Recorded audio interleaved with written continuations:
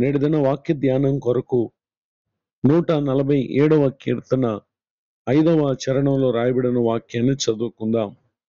మన ప్రభువు గొప్పవాడు, ఆయన అధిక శక్తి గలవాడు, ఆయన జ్ఞానమునకు మితి లేదు. చదవబడిన ఈ వాక్య భాగంలోని దీవెన నా ప్రియులకు మీరు అందరూ పొందుదురుగాక. కీర్తనకారుడైన దావీదు గారు దేవుని ప్రజలతో మన ప్రభు వారు ఏమై ఉన్నారో ఆ సంగతులను ఇక్కడ జ్ఞాపకం చేస్తా ఉన్నారు. మన ప్రభు వారు ఆయన అధిక శక్తి కలిగినటువంటి దేవుడు. ఆయన శక్తి ఎదుట ఏ శక్తి కూడా నిలబడలేదు అనేటటువంటి విషయాన్ని ఇక్కడ మనం గమనించాలి. ఆ కారణాన్ని బట్టి ఆయనకున్నటువంటి జ్ఞానము మితిలేనిది అని కూడా ఇక్కడ తెలియచేయటం గమనించగలం. కారణం ఆయనే మనకు జ్ఞానం ఇచ్చేటటువంటి దేవుడై ఉన్నారు. ఈ మాటలు వింటున్నటువంటి నా ప్రియ సహోదరి సహోదరులు, గొప్పవాడైన దేవుడు, అధిక శక్తి కలిగినటువంటి దేవుడు, ఆయన యందు విశ్వాసం ఉంచినటువంటి వారి పట్ల ఆశ్చర్య కార్యాలు చేయగలిగినటువంటి సమర్థుడై ఉన్నారు. యెషయా గ్రంథం 40వ అధ్యాయము 26వ వచనంలో రాయబడినటువంటి మాటలు మనం చదువుకుందాం. మీ కన్నులు పైకెత్తి చూడుడి, వీటిని ఎవడు సృజించను? వీటి లెక్క చొప్పున వీటి సమూహములను బయలుదేరజేసి వీటన్నిటికీ పేర్లు పెట్టి పిలుచువాడే గదా. తన అధిక శక్తి చేతనే, తన కలిగి ఉన్న బలాతిశయము చేతనే ఆయన ఒక్కటి అయినను విడిచిపెట్టడు.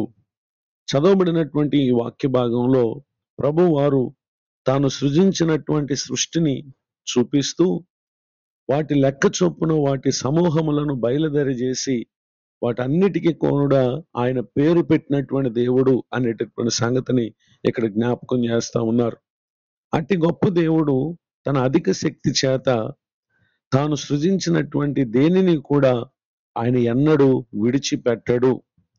లోకంలో మన తోటి వారు, మన రక్త సంబంధికులు, మన స్నేహితులు ఒకవేళ విడిచిపెట్టొచ్చేమో, కానీ మనల్ని సృజించినటువంటి సృష్టికర్త అయినటువంటి దేవుడు, ఆయన మనల్ని ఎంత మాత్రము కూడా విడిచిపెట్టని దేవుడు అనేటటువంటి విషయాన్ని ఇక్కడ మనం చూస్తూ ఉన్నాం.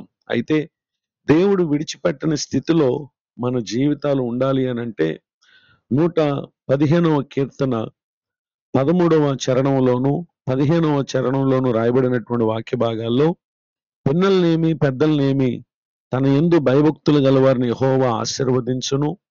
భూమి ఆకాశములను సృజించిన యెహోవా చేత మీరు ఆశీర్వదింపబడిన వారని ఇక్కడ తెలియచేయటం గమనించగలం.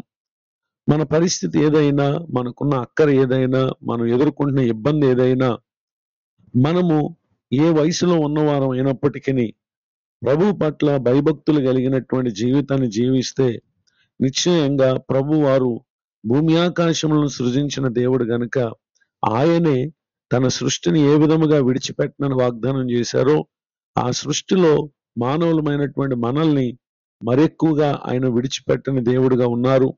అంత మాత్రమే కాక ఆశీర్వదించేటటువంటి దేవుడుగా ఉన్నారు అనేటటువంటి విషయాన్ని కూడా తెలియచేయటానికి సంతోషిస్తున్నాను. గనుక ఈ మాటలు వింటున్నటువంటి నా ప్రియులకు మీరు, మన ప్రభువు చేయగలిగిన కార్యాలు అవి ఆయన అధిక శక్తి ద్వారా చేయగలిగినటువంటి కార్యాలు గనుక మనం ఎదుర్కొనే ఏ పరిస్థితిని బట్టి అయినా కృంగిపోక, ఆధారపడక, భయపడక, ఆందోళన చెందక, విశ్వాసముతో గొప్పవాడైన దేవుని వైపునకు, అధిక శక్తి కలిగినటువంటి దేవుని వైపునకు, అంత మాత్రమే కాక జ్ఞానమునకు మితిలేని గొప్పవాడైన దేవుని వైపునకు మనం ఎప్పుడైతే చూస్తామో ఆశ్చర్యకరమైనటువంటి కార్యాలు ప్రభువారు మన జీవితంలో చేయగలరు అనేటటువంటి విషయాన్ని చెప్పడానికి సంతోషిస్తున్నాను. హెబ్రీయులకు రాసినటువంటి పత్రిక 11వ అధ్యాయం 11వ వచనంలో, విశ్వాసమును బట్టి శారాయు వాగ్దానం చేసిన వాడు నమ్మదగిన వాడని ఎంచుకుని గనుక తాను వయసు గతించినదైనను గర్భము ధరించుటకు శక్తి పొందను. ఇటు శక్తికి గల కారణం అధిక శక్తి కలిగినటువంటి దేవుని యందు ఆమె ఉంచిన విశ్వాసమే. ఇటు విశ్వాస స్థితిలో కొనసాగి ప్రభు చేయు ఆశ్చర్య కార్యాలు పొందుటకు ఈ మాటలు విన్న నా ప్రియులకు మీకు పరిశుద్ధాత్మ దేవుడు తోడు నడిపించును గాక. ఆమేన్. ప్రార్థన. కృపగల తండ్రి, మీకు వందనాలు. నేడు విన్న ఈ మాటలు మా ప్రియుల ఆధ్యాత్మిక జీవితాలకు మీ అధిక శక్తి చేత వారికి నూతన జీవమును అనుగ్రహించుదురుగాక. నేడు నూతన సంవత్సర దయాకిరీటాన్ని పొందిన ప్రియులను దీవించండి. దైవజనులను వారి కుటుంబాన్ని సేవా పరిచయాన్ని ఆశీర్వదించండి. కృంగిన దుఃఖ స్థితిలో ఉన్నటువంటి ప్రతి ఒక్కరికి కూడా కావలసిన ఆదరణను దయచేయండి. సమస్త విషయాల తోడే వారి ప్రయత్నములను సఫలపరిచి దీవించమని యేసు క్రీస్తు నామములో ప్రార్థిస్తున్నాను తండ్రి. ఆమెన్. తండ్రి, కుమార, పరిశుద్ధాత్మ దేవుడు తోడే నడిపించును గాక. ఆమెన్.